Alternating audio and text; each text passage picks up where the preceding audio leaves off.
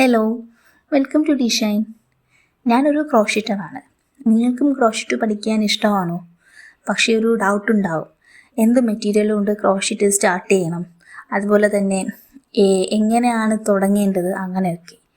ഇന്ന് അതേക്കുറിച്ചാണ് ഞാൻ പറയുന്നത്. വളരെ സിമ്പിളായി ബഡ്ജറ്റ് ഫ്രണ്ട്ലി ആയിട്ട് ബിഗിനേഴ്സിന് പറ്റിയ മെറ്റീരിയൽസ് എന്തൊക്കെയാണ് എന്നാണ് പറയുന്നത്.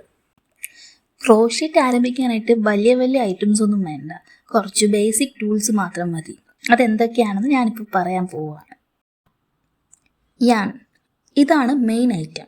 ബിഗിനേഴ്സിന് അക്രിലിക് യാണാണ് റെക്കമെൻഡ് ചെയ്യുന്നത്. സോഫ്റ്റാണ്, അത് ചീപ്പുമാണ്, പിന്നെ സ്റ്റിച്ചസ് ഒക്കെ ക്ലിയർ ആയിട്ട് കാണാനും പറ്റും.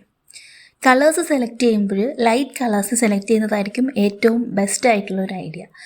വൈറ്റ്, യെല്ലോ, പീച്ച് അതുപോലെയുള്ള light colours. Crochet hook size 4mm അല്ലെങ്കിൽ 4.5mm പെർഫെക്റ്റ് ആണ് സ്റ്റാർട്ട് ചെയ്യുമ്പോൾ.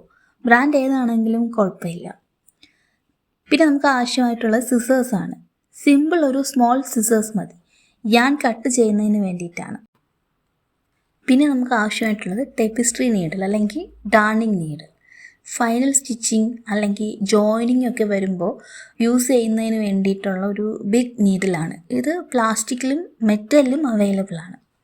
പിന്നെ മെഷറിംഗ് ടേപ്പ് ആവശ്യമാണ്, അതായത് ഐറ്റംസിൻ്റെ സൈസ് നോക്കുന്നതിന് വേണ്ടിയിട്ടില്ല. എസ്പെഷ്യലി അത് ബാഗിനും ഡ്രസ്സസിനുമാണ് ആവശ്യമായിട്ടുള്ളത്.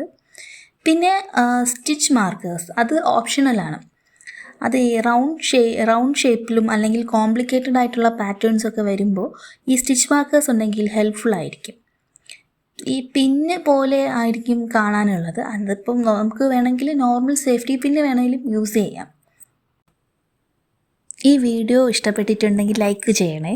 പിന്നെ എന്തെങ്കിലും ഡൗട്ട് ഉണ്ടെങ്കിൽ കമൻറ്റ് ബോക്സിൽ പറഞ്ഞാൽ മതി. ഞാൻ ഇനിയും ക്രോഷറ്റ് റിലേറ്റഡ് ആയിട്ടുള്ള വീഡിയോസ് അപ്ലോഡ് ചെയ്യുന്നതാണ്. പിന്നെ വീഡിയോ ആദ്യമായിട്ടാണ് കാണുന്നതെന്നുണ്ടെങ്കിൽ ഒന്ന് സബ്സ്ക്രൈബ് കൂടി ചെയ്തേക്കണേ. അപ്പോൾ താങ്ക് യു. ഇനി അടുത്ത വീഡിയോയിൽ കാണാം. ബൈ.